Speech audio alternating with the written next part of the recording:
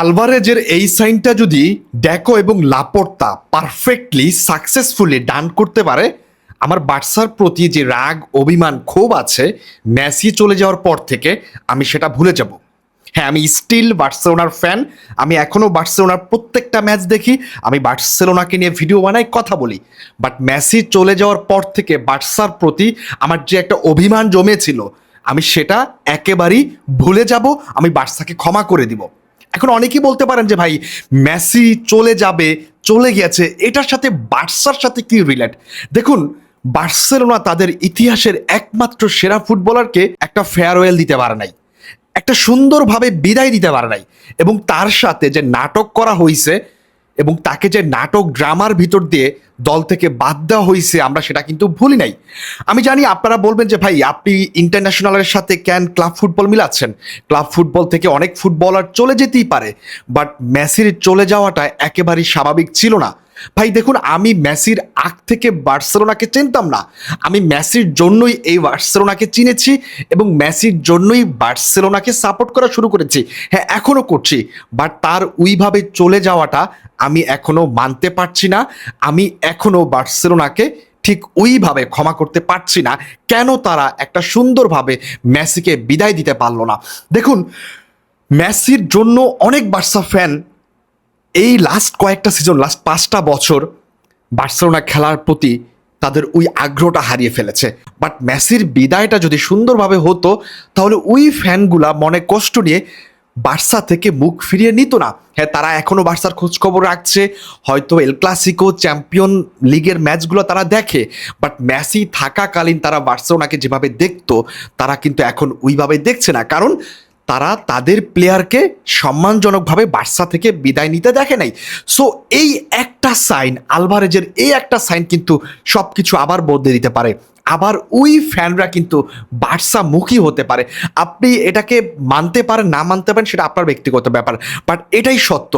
আলভারেজের সাইনটা যদি বার্সেলোনা করতে পারে, তাহলে মেসি ফ্যানরা যেভাবে বার্সা থেকে মুখ ফিরিয়ে নিয়েছিল, এই আলভারেজের জন্য আবারও বিশাল সংখ্যক একটা ফ্যান বার্সা মুখী হবেন। এইটা 100% সত্য। আপনি এটা লজিক খুঁজে পান না পান সেটা আপনার ব্যক্তিগত ব্যাপার, বাট হ্যাঁ, এটাই হবে যদি ড্যাকো এবং লাপোর্তা পারফেক্টলি আলভারেজকে সাইন করাতে পারে। এবার বাস্তবতার দিক থেকে যদি আমরা একটু বিবেচনা করে কথা বলি, এই ডিলটার এখন বর্তমান কি অবস্থা আছে? দেখুন, বর্তমান অবস্থাটা আলভারেজের পক্ষ থেকে আমি যদি বলি যে আলভারেজের হাত পায়ে এখন মানে বাধা, মানে তিনি যে একদম বার্সায় চলে আসবেন সব কিছু বেচতে দিয়ে, এটা আসলে কখনই সম্ভব না। কারণ আলভারেজের সাথে আতলেটিকোর আপনারা জানেন 2031 সাল পর্যন্ত একটা কন্ট্রাক্ট আছে। সুতরাং এই কন্ট্রাক্ট ভেঙে আলভারেজের চলে যাওয়া ইম্পসিবল, যদি না আতলেটিকো মাদ্রিদ আলভারেজকে না ছাড়ে। এবং আরও একটা বিষয় জায়গায় স্পষ্ট যে আলভারেজের রিলিজ করলো যেটা, সেটা হচ্ছে 500 মিলিয়ন। সো 500 মিলিয়ন দিয়ে বার্সা কেন, অন্য কোনো দল আলভারেজকে নিতে চাইবে না। বাট এই জায়গাটায় সবচাইতে বেশি যে প্রবলেমটা করছে সেটা হচ্ছে আতলেটিকো মাদ্রিদ। কারণ আতলেটিকো মাদ্রিদ এখন জেনে গেছে যে আলভারেজ বার্সায় যেতে যাচ্ছেন। সো এটা জেনে যাওয়ার পরেও আসলে আতলেটিকো মাদ্রিদ তাকে ধরে রাখার ট্রাই করছে, তাকে সেল করতে চাচ্ছে না। তারা ডিরেক্ট বলে দিচ্ছে যে আলভারেজ বিক্রির জন্য না। এবং অন্য ক্লাবের বেলায় যদি এরকমটা হতো যে ধরেন ম্যান সিটির কোনো প্লেয়ার, রিয়াল মাদ্রিদের কোনো প্লেয়ার দলে থাকতে চাচ্ছে না, তাহলে ওই দলগুলো যেটা করতো সেটা হচ্ছে যে কিভাবে বিক্রি করা যায় প্লেয়ারটাকে, কিভাবে বেশি দামে বিক্রি করা যায়, সেইভাবে তারা বিভিন্ন ক্লাবের সাথে তারা আলোচনা করতো, নেগোসিয়েশন করতো। বাট এই জায়গায় একটা প্রবলেম, অ্যাটলেটিকো মাদ্রিদ কোনো কথাবার্তাই বলতে চাচ্ছে না আলভারেজের সাথে এবং আলভারেজের এজেন্টের সাথে। ইভেন বার্সেলোনার সাথে তারা কোনো কথাবার্তায় বলবে না। তাদের একটাই কথা, আমরা আলভারেজকে খেলাবো। মানে আলভারেজ খেলতে না চাইলেও তারা জোর করেও আলভারেজকে খেলাবে।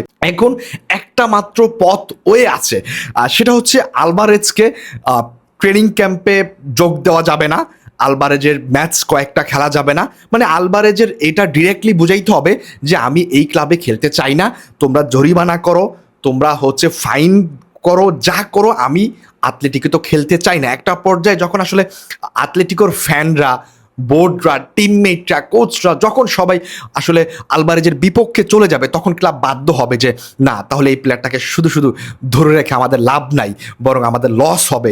সেই জায়গা থেকে বা সেই সময় হয়তো বা আতলেটিকো মাদ্রিদ আলভারেজকে ছেড়ে দিতে বাধ্য হইতে পারে। বাট এর আগে আমার কাছে মনে হচ্ছে যে এই ডিলটা খুবই টাফ হয়ে যাবে। তবে রিসেন্ট রিউমর তথ্য অনুযায়ী যে ড্যাকো বার্সার যে ড্যাকো আছেন যিনি এই সাইনিং ডিলগুলো করে থাকেন, তিনি বার্সেলোনার পক্ষ থেকে মাদ্রিদে অ্যারাইভ করেছেন এবং তিনি আতলেটিকো মাদ্রিদের সাথে একটা মিটিং করার প্ল্যান আছে এবং তিনি যেটা করবেন সবার আগে সেটা হচ্ছে আলভারেজের এজেন্টের সাথে তিনি একদম সামনাসামনি কথা বলবেন এবং আলভারেজের পক্ষ থেকে কি চাচ্ছে আলভারেজ এবং তার এজেন্ট সেটা স্পষ্ট করবেন এজেন্ট আলভারেজের, এবং বার্সা আলভারেজকে নিয়ে কি পরিকল্পনা করছেন এবং এই ডিলটা কিভাবে আগানো যায় সেটা নিয়ে দুই পক্ষ একটা কথা বলবেন।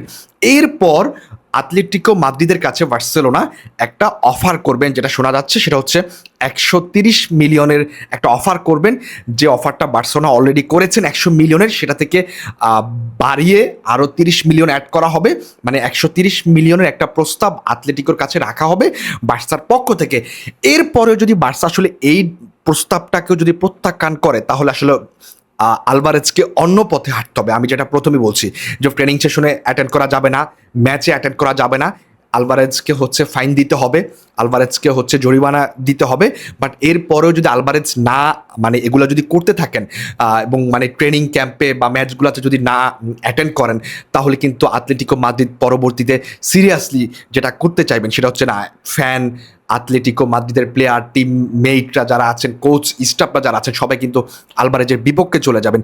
তখন হয়তো আতলেটিকো মাদ্রিদ এই জিনিসটা নিয়ে সিরিয়াস হতে পারেন না, এই প্লেয়ারটাকে আর রেখে লাভ নেই যেহেতু ওকে নিয়ে এত ঝামেলা।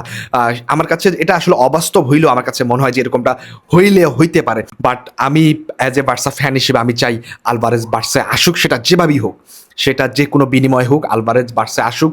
এবং আলভারেজ যদি বার্সায় আসে তাহলে আমার কাছে মনে হয় এটা খুবই চমৎকার একটা সাইন হতে চলেছে।